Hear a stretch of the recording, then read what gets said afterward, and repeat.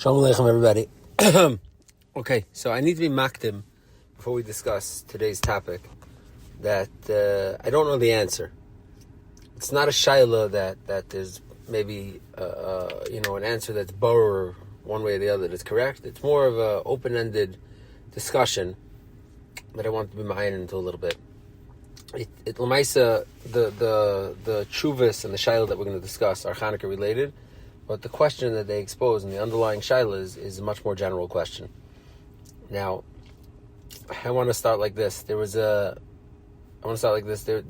one of the most golden eras of Klal Yisrael in the diaspora, Klal Yisrael and Galus, is the community that existed in Alexandria Shel Mitzrayim. Now, it's a community that's been, completely lost. So we don't know. We know very little about it, relatively speaking, because it left over no Shirayim, was gone in Gansen. Now, but that Kehillah, in the time and place that it existed, was an extremely grand Kehillah, something that was Taifas a lot of Makim, was like the crown jewel of diaspora Yiddishkeit, of Yidden and Gullus. Now, what we do know about it is that the Gemara in Sukkah, on Daf Nun Aleph Amud Beis, brings down as follows. It says, anybody who didn't see the shul in the Kehillah in Alexandria Shel Mitzrayim didn't. I'll read it. The Gemara says, Tanya B'Yehuda Mishalei Ra the Fulustin Shel Alexandria Shel Mitzrayim LeRa B'Kveidin Shel Yisrael. Anybody who didn't see the shul, the get-togethers of the Kehillah in Alexandria Shel Mitzrayim in Alexandria, Egypt, never saw the true grandeur of Klal Yisrael. Amru, they said, Kamin Basilki Gedolah. There was like a big basilica, Stiv Lefanim Stiv, layer on top of layer, like a stadium of sorts. Sometimes there was double the amount of people that left Mitzrayim. It had 71 like shtenders of gold.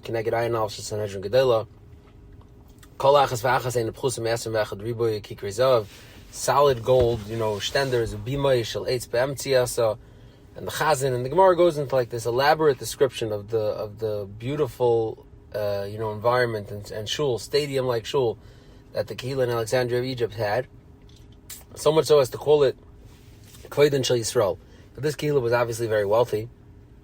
But they could afford the shul, and they were well integrated. This we know from the various historians. They were somewhat Hellenized and well integrated into the community that was around them. And they led an affluent and successful life in Gullus. Now the Gemara over here ends up telling us the Kulam Katlinu Alexander Smikton. All of them were killed by Alexander the Great, Alexander Smikton. And the Gemara says, "My time Yanshu, why were they punished? They were over on the pasuk of not going back to Mitzrayim." Now that itself is a fascinating topic, worth discussing at some point. The Isser of living in Mitzrayim, does it apply B'zman Hazeh? Does it not apply B'zman Hazeh? What about the various Gedolim, like the Rambam and the Radvaz and the Shita Kovetzes and the Arizal and others who either migrated to Mitzrayim or were born in Mitzrayim or lived there, etc. So clearly, many people did live in Mitzrayim. So putting that aside, and maybe Mitzrayim will circle back to that one day, the Gemara here seems to be saying that the reason why they were put to death was because they violated the Sisser. Now, this Gemara is a Shvera Gemara from a couple of different angles. The main angle, and this is the Abarbanel and the Goyin and the Yavitz and Aruch Laner and everybody asks on this, is that the Gemara says Kulam Katlin Alexander Smikton. They were all put to death by Alexander the Great. Now, the problem is that the city of Alexandria was founded by Alexander the Great. It's in the name. The city was called Alexandria. It's only one of many Alexandrias. It's the most prominent Alexandria. But throughout Alexander the Great's, reign, when he conquered most of the known world during his time, in the middle of Ayasheni, there was many cities that were named Alexandria. And this is just one of them. He founded the city and it flourished. It was a little fishing village, Alexandria, that Alexander the Great turned into a city. Later on, they opened a famous library, and it became like a center of knowledge, and it flourished for a while. So the Gemara over here seems to be saying that Alexander the Great is the destroyer of Alexandria, when it seems to be the opposite. Alexander the Great is the builder of Alexandria. So all the Achronim that handle this make various Girsa changes. The Abarbanel, for example, says that you have to be Gerus over here Alexander Plain, not Alexander Moikton. Alexander Moikton was Alexander the Great. He's the founder. But a later Alexander is the one who destroyed it. Others say that the Goyin and the Yavitz, for example, say you have to change the name completely And the name of the destroyer over here, according to the Gaon in his Haggadah over here says, Alexander Mogden, he changes it, he says, V'nichta b'tidoi Tarquinius. That's the name he gives, Tarquinius. And now where's the Gaon coming from? And Rebbe Yaakov Emden writes this and others. Where's Tarquinius, that name, coming from to be the relevant person who destroyed Alexandria Shel Mitzrayim? So what it is as follows. There's an interesting Yerushalmi.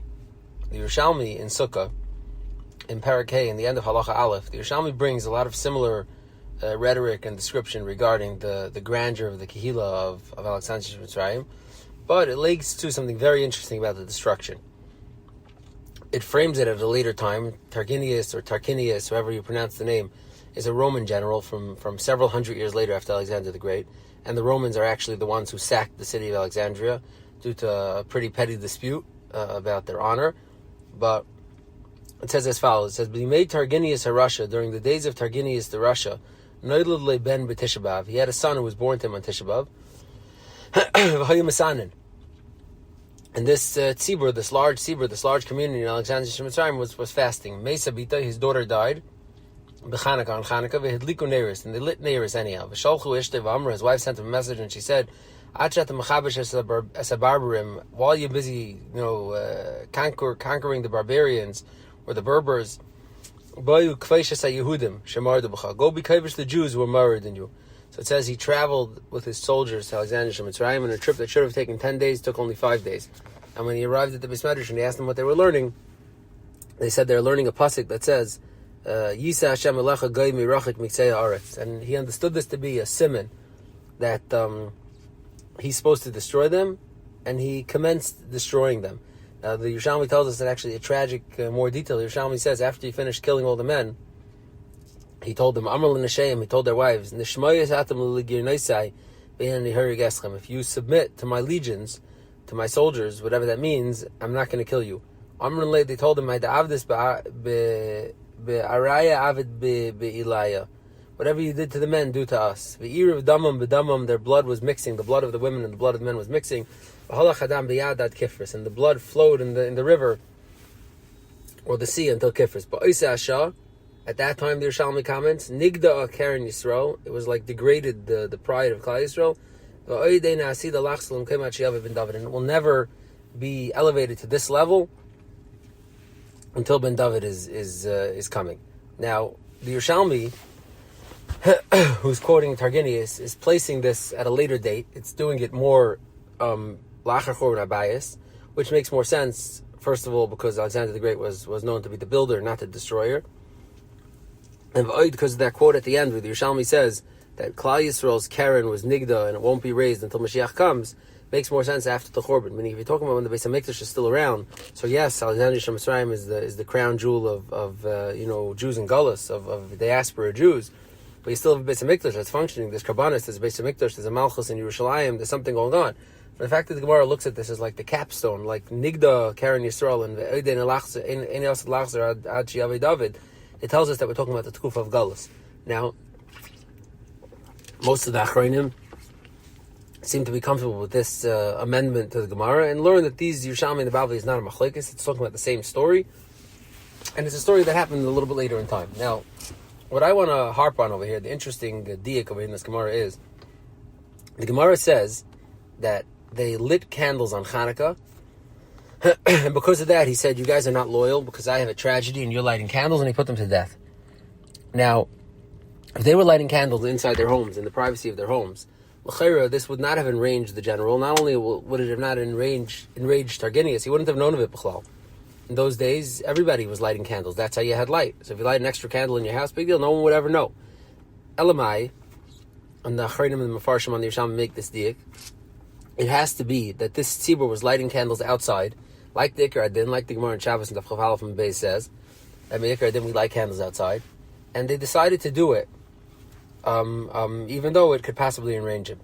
Now, in my mind, and I saw some, in a sefer, someone writing about this. L'chayra, the people in Alexandria Shel Mitzrayim, when this transpired, this Chanukah, they weren't oblivious. They were very clued in. These were very connected, very up to date, very integrated people. And l'chayra, when Chanukah came around and there was a tragic death in Tarquinius' family, they probably had a conversation. There was a nidin amongst the Kehillah. And some people said we should probably be cautious and shaltzu to what Targinis would expect of us and not light outside. And other people probably said, no, we have to do what we have to do and let the chips fall where they may. Not because Hanukkah is not because lighting Hanukkah neiros outside is Yahari Yaver, but because it's an assessment of risk. It was not clear. It wasn't like Targinis warned them and he said, if you guys dare light outside, I'm going to come kill you. It's subjective. It was a question of a classic Gullus Yid question.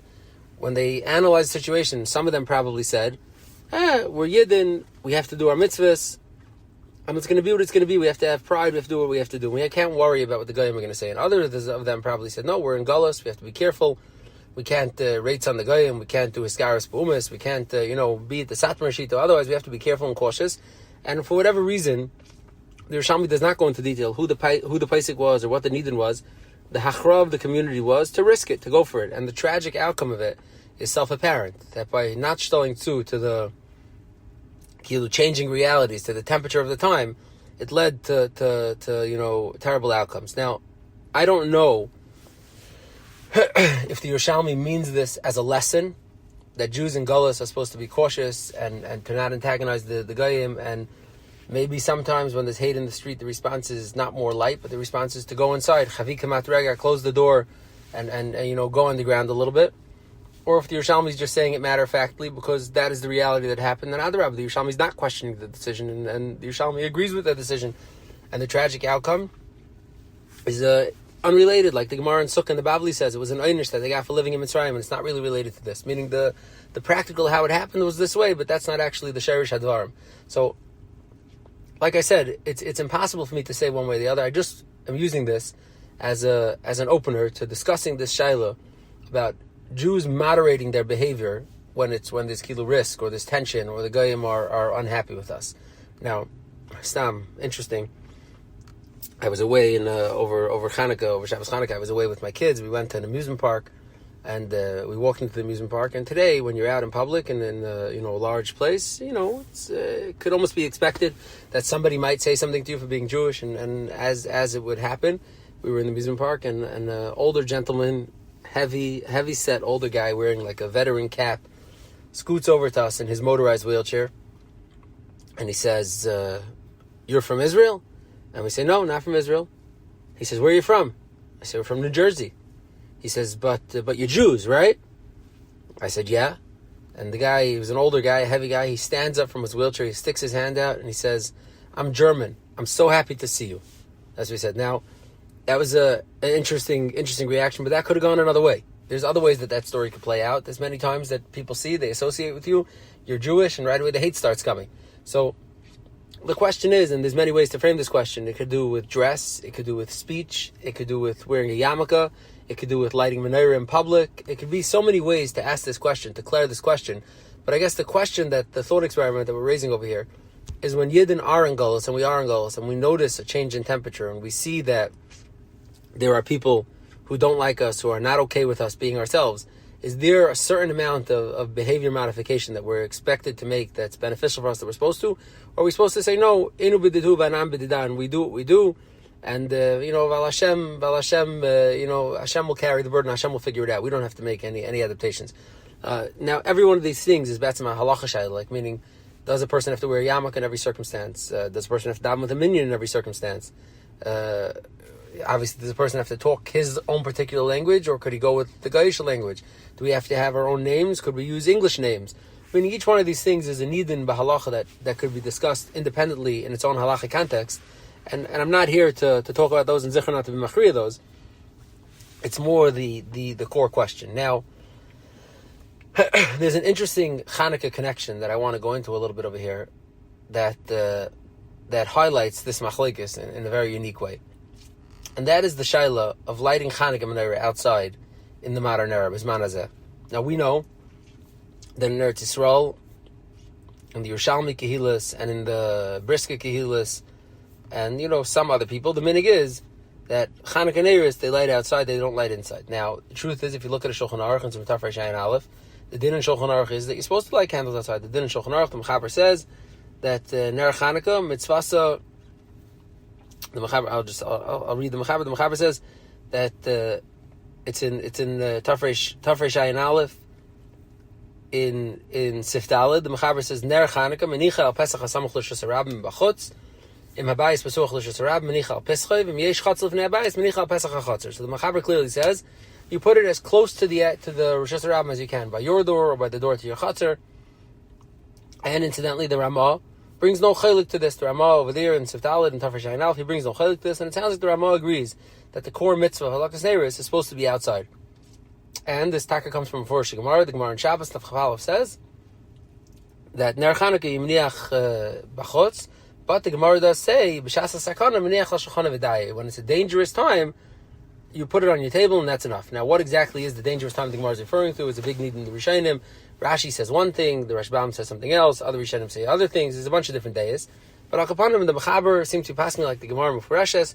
Hadlakas Neiris is supposed to be outside. That seems to be the din. Now, L'maisa, the reality is that Roiv Minyan Abinyan of Klal Yisrael, Sayin American, Sayin Eretz Yisrael, Chassidim, Svardim, Ashkenazim, all these various different groups of Klal Yisrael do not light the menorahs outside. By and large, the minhag in Klal Yisrael is to light the menorah inside. There's only a small amount of Klal Yisrael, your Shalayim or whatever, that light outside, and even them, it's by all accounts a relatively new minhag. It's not a minhag that's going on for a long time.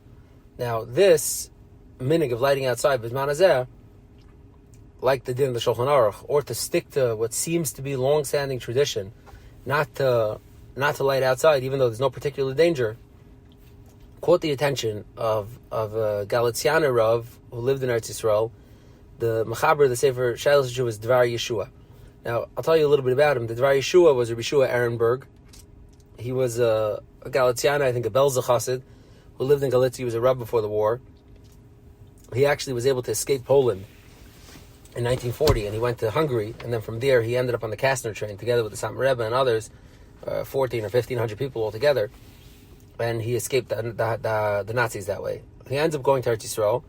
And in Eretz Yisrael, he becomes a little bit more part of the regular Rabbanut system. He ultimately becomes a Rav in Tel Aviv for the Rabbanut. And he's a prolific Mechaber Svarim. I think the Shailas Dvar Yeshua is 5 or 6 volumes on all sorts of inyanim. He actually, when he came to Eretz Yisrael in 1945, or maybe 47, I don't remember exactly the year, Rav Herzog, who was the chief rabbi at the time, asked him to move to Cyprus to be the Rav, the Rabbanut's shliach over there, because there was a large DP camp in Cyprus, and there was many Aguna Shilas, in particular Even Ezer Shilas, and he moved to Cyprus for 2.5 years to don all these various Even Ezer Shilas and help the refugees who were stuck in Cyprus at the time. So he was a big Bar Samcha, great Paisik, with a particular expertise in Even Ezer and in Agunas and etc. Now, in Chelik Aleph of his Tshuva Sefer, in Tshuva Mem, he has like a lange Tshuva about the minhag of lighting inside B'zman hazeh, and he strongly feels that all Jews are mechuyev to light inside B'zman hazeh, even though there's no palpable sakana, there's no tangible sakana that you can point your finger to. He brings many rayas from Rishonim, from an Itur, from an Arzarua, and etc., and we'll go into some of them, that the long-standing tradition amongst Jews was to light inside, not to light outside. Even though there was no particular sakana to lighting Chanukah neiros, they were allowed to light Chanukah neiros in most of the places they were in Galus. They lived in Shtetoch, they lived in villages, they lived in Yiddish Agassin, and there was no reason for them not to light the menorahs outside. But Afal Pikin, he says, for some reason this seems to be minhag. Now he goes even so far as to prove that probably this is a minhag that started with the Gaonim. He shows that in the Masechta Seifrim, which he writes unequivocally is a later sefer of Gaonic construction, which is a point of contention. Not everybody agrees with that. Some say the Masechta Seifrim is a brisa, or it's partially a brisa, or it's the Rabbanan Savaroi, or it's the Gaonim. But he writes unequivocally that it's from the Gaonish Kufa, and he writes that in the Masechta Seifrim, you see the Masechta Seifrim writes nothing about lighting Chanukah menorah outside at all. In the Masechta Seifrim's time, during the Gaonim's Kufa, it was already a known minhag. It was already the minhag that was gepaskent by someone, we don't know who in particular, that said that B'shas HaSakana should be more of a general pasture. B'shas HaSakana means Yidden and Galus, who live in places where you never know Mayulad Yoyim, and you never know when the tide will turn or when there'll be animosity, shouldn't risk, antagonizing the Goyim that they live amongst, and they should light the menorahs inside. And he says that this is all part of the Gzeira, part of the Takana, the Chazal say, he says that's unrevocable. once there becomes a shas sakana, where the chachamim decide the menorah should go inside, the only way that they could accomplish that people will do it and they won't feel natiyah to chumrah and won't, violate, lead to risk, is by completely being mevatel the original takana of lighting it outside and transferring the takana to lighting it inside. So he says now the ikar adin is to light menorah inside, ad kedei kach that he gets to the point where he says that somebody who lights inside is not even yotze the mitzvah. Outside anymore, Bismana says not really yotze the mitzvah. Meaning, which is a monumental chiddush. To say that something the Shulchan Aruch writes, B'li Cholik, in Tafresh Ayin Aleph and Sef Daled, that Be'ikar Adin, and he's really passing in Medina the Gemara, a person should light outside. He says, Ladina Hayoim, you're not even yotze. The proper way to do it is to do it inside. Meniach Hashchana V'daya, B'shas Sakana, either because the Shas Sakana continues forever, or because B'shas the Shas Sakana, they invatel it forever, and there's a lot of diukim to be had in his Lashonis. But now's the time to light it inside. And in there he writes as follows. He writes an interesting ice. In Ice Hay over there he writes, he brings all the Rishayim, he brings the Masech Seifrim, he brings the Reikeach, then he brings the Bala Iter that says that he doesn't, there's a Ruah, I'm sorry, he writes that he doesn't know why the minig is like this, but the minig is to light outside. I'm sorry, it's light inside. The Arzarua writes that it's a milsa de Tmiya to me. How come everybody lights inside Bismana? That's not a Shas Sakana. But he says the Havalach that you see from the Arzarua upon him, that was the minig. He shows that from the Bala Iter as well. He shows it from the Reikeach. So he shows that this is a long-standing minig, and then he proves the diak from the Masechta Seifrim, which is ga'inik in nature, and he says that basically we could conclude safely that the minig to light inside is something that's about 1,500 years old, 1,600 years old from Tkufas Ga'inim, and therefore he says Mikana Nitama Amashar Isi Ba'aloisi Yerushalayim. I says I find it very peculiar. This time when I came up to Yerushalayim Eir HaKodesh, Sheyesh Noigim Shmadlikim B'chutz. I see there's a minig to light outside. I don't understand who's the Rav, who's the Bar Samcha who allowed this psak. It's pasha to me that whoever this Rav was, it wasn't bigger than the Arzarua. And all the Rishonim who followed him. There was no more sakana.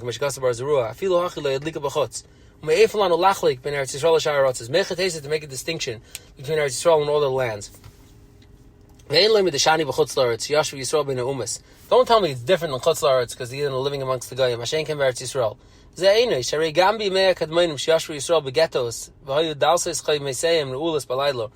The Jews were locked in their ghettos at night and there was no Goyim there. They were able to do whatever they wanted. There was no live active sakana klav. Lafini is Daiti says, "Kol Mashana Moitzi Lazal Gedei Rishonim." Anybody who's Mashana and starts lighting outside now is Moitzi Lazal Rishonim. And then he continues on, and he brings a whole raya. He says, "Be'emes yesh la yadi to bring noisin tam l'shvach." He says, his first premise was that Lamaisa in Galus this is the pasture. Then he brings an interesting raya alumnus. He brings a raya from a Gemara in Ksubas Tav Gimel Beis, a famous Gemara, the Gabi the Takana of Besula Nisas B'Yem Ravi, where Mishas Hagzera they started doing it earlier. And he says, you see that Mishas Hagzera ve'elach, the Gemara says, they kept it that way. So he says, even though the Gzera was batal, and later on the Tiboy Lehek Tchila was gone, Afal Pikin, they left the Yom Nesu and not Yom Dalet anymore. So he says, you see, once Chazal adapt, or once the Rabbanim or the Halacha adapts to Sakana, they don't go back and circle back to the Ikar Din anymore. They just leave it as is. And he brings a few more rayas to this, and he brings a raya from Gemara Rosh Hashanah that we'll get to in a second, where the Gemara Rosh Hashanah says, we'll get to in a second. He brings another raya.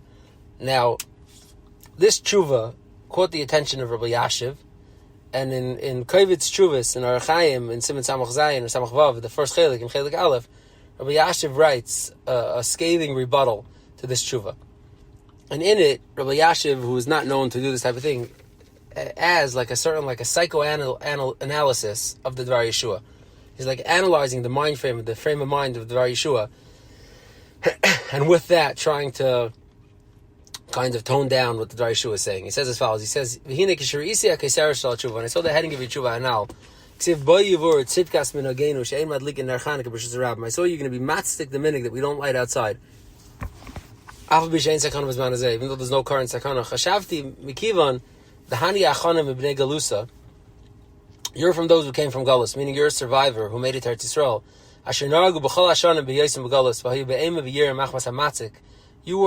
This was your minig in Galus all the years, and you were afraid of the enemies who surrounded you to do anything different. You were forced to light within the house. Af gam kisha'alu l'eretz mamshichim b'noyeg zeh ki kashalam ligam m'masher horglu. It's hard for you to break your old habits and to situate yourself to the new reality that you're in Eretz Yisrael now and you're safe and you can light outside. And therefore you insist and you try to come up with mental calisthenics, halachic calisthenics, to justify the old minig of lighting inside. Ach, he says, Mikan v'ad ha'maskana she'ela ha'osim k'tayr ha'ksubu b'shulchan aruch enim v'yetzim v'dei chavas v'lei asav v'lei klom lo yichalti lahomam. Amarti asurun of eramai come on, let me go through your tshuva and see what's there. And then he goes through the rayos and the Gemara in Ksubis, where you see that it wasn't chayzer, and he says, no, it's not emes, the gzeira avi the batla, tekanos chacham doesn't fall for a gzeira, and he brings, several other tightness to this, against this tshuva. Now, the Dvar Yeshua himself, in Chelik Beis, he responds to Rabbi Yashiv, and the emotional aspect of it is striking. You could see that he's, I don't know if he'd say triggered or upset, or he doesn't feel like Rabbi Yashiv's psychoanalytical take of his mind frame was justified. And he writes as follows. He says, Koydem ani tzarech la'amidcha ala emes. I need to set you straight, he says. Shekinera, from what you wrote about me, that we lived in Galus and therefore we stuck in this mind frame. He says, Kinera, you didn't see how we lived in Galus. You lived in Eretz Yisrael. Emes, he says, lahepach, shebeyeseinu begalus, im lo yehaya gzeres hamalchus la'avir maladas, except for the short amount of times here and there, when there's a gzeira from the government to be mavir aladas, to change our religion. What there hasn't been in several hundred years. We were able to Mekayim all the mitzvahs, Bereish Gali in the streets. Be'ein mafri, and nobody bothered us. For sure, in the times when Klal Yisrael lived in ghettos, where they were mamish independent. And even now, when they lived in Jewish streets, there was no goyim there. All it was some non-Jews who worked for the Jews. There was no goyim. And they were able to do whatever they wanted. He said, the sukkahs